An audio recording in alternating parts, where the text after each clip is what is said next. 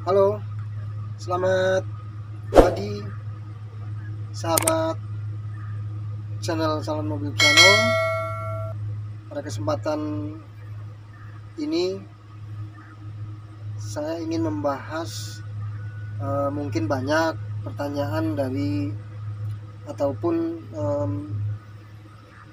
teman-teman yang mencari jawaban tentang apakah sulit masuk ke tambang ataupun bekerja di sebuah perusahaan pertambangan, khususnya untuk operator.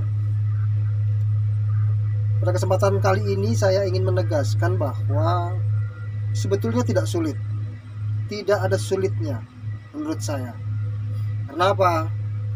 Selagi ada kemauan belajar, kemudian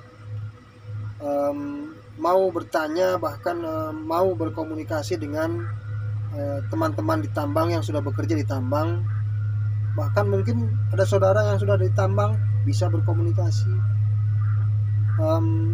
Saya pribadi siap untuk memberikan pelajaran ataupun pengalaman selama saya di tambang dari mulai tahun 2000 sampai saat ini. Dulu saya bekerja di PT Newmont Nusa Tenggara selama dari tahun 2000, kemudian pensiun di 2017. Selanjutnya saya ikut Petrosi Tabang Kalimantan, kemudian ikut PT TIS di site GBU, kemudian saat ini saya bekerja di PT TIS juga tapi di site MSJ. Jadi kembali ke topik kita tadi, bahwa bekerja ke sebuah perusahaan pertambangan tidak ada sulitnya. Contoh, teman-teman minimal harus punya basic skill, tidak harus mahir, artinya basic skill. Contoh, ingin menjadi seorang operator di tambang. Yang harus teman-teman ataupun saudara-saudara lakukan adalah, yang pertama, update lowongan-lowongan pekerjaan tambang. Ketika ada pekerjaan driver ataupun operator mobil, dari mulai awal mobil kecil, teman-teman coba masukin saja. Teman-teman coba masukin saja untuk menjadi driver LV kalau di tambang namanya, mobil kecil. Nanti setelah masuk itu dengan sendirinya akan berkembang di sana. Apalagi kalau teman-teman bekerjanya rajin, otomatis akan dipromosikan oleh pengawas untuk mungkin training di alat yang lebih besar lagi. Itu banyak yang sudah mengalami hal seperti itu.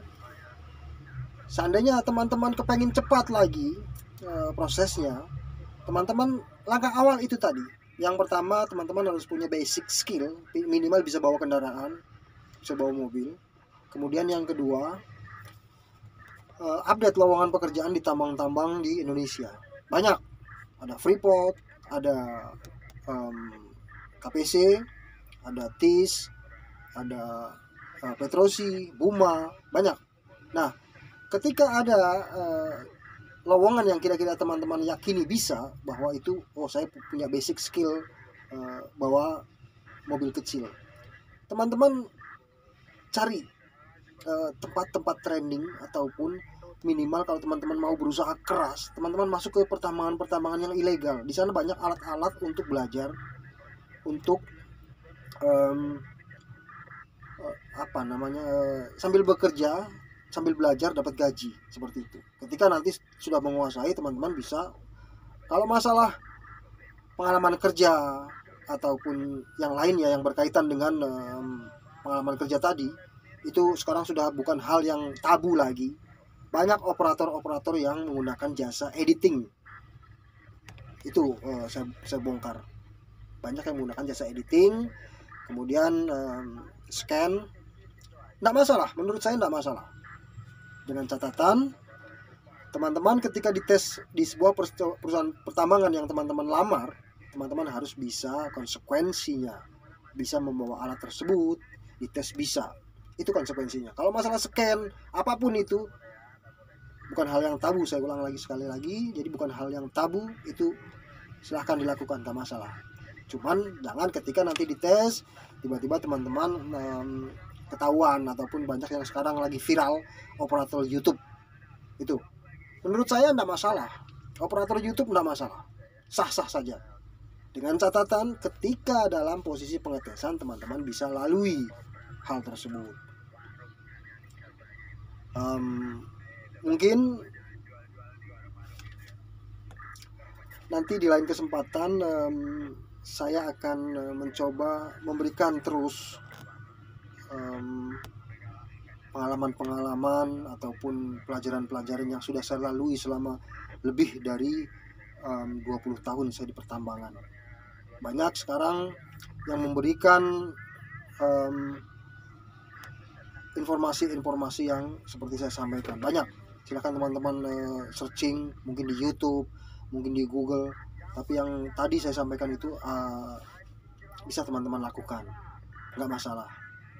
Toh saat ini yang terpenting adalah itu tadi, ketika teman-teman dites di sebuah pertambangan yang teman-teman lamar, itu teman-teman harus bisa lalui. Jangan sampai teman-teman ketahuan bahwa mungkin teman-teman skillnya belum cukup, itu pengalaman dan ininya sampai teman-teman belajar dari YouTube, mungkin dari scan ataupun editing mungkin. Jadi persiapkan segala sesuatunya dengan rapih, dengan baik. Itu yang harus dilakukan. Jangan terburu-buru. Ketika perusahaan pertama teman-teman lamar gagal, jangan putus asa. Cari loker lagi, gali loker lagi. Jangan pernah putus asa. Ngelamar lagi, gagal lagi, ngelamar lagi. Insya Allah saya berani jamin ketika nanti teman-teman mungkin di perusahaan yang kedua ataupun ketiga teman-teman coba, teman-teman masuk. Karena apa? Di perusahaan yang pertama teman-teman lamar dan di perusahaan kedua teman-teman lamar yang itu tetap gagal, teman-teman sudah punya pelajaran, sudah punya bekal. Oh, ini tesnya seperti ini, oh ini tesnya seperti ini. Jadi nanti ketika di perusahaan yang ketiga teman-teman sudah tidak ada masalah lagi, sudah tahu, oh ini yang dites, oh ini yang ditanyakan. Seperti itu. Mungkin dari saya cukup sekian informasi ataupun pengalaman yang bisa saya bagikan pada pagi hari ini. Jangan lupa subscribe, like, dan bagikan videonya bila mana teman-teman merasa video saya ini bermanfaat. Silahkan dibagikan. Terima kasih banyak. Nantikan video saya selanjutnya. Saya akan coba memberikan topik terkait dengan pekerjaan-pekerjaan ataupun bagaimana caranya masuk ke sebuah perusahaan pertambangan. Ya, terima kasih banyak. Sehat selalu. Semoga sukses ke depan. Selamat pagi. Assalamualaikum warahmatullahi wabarakatuh.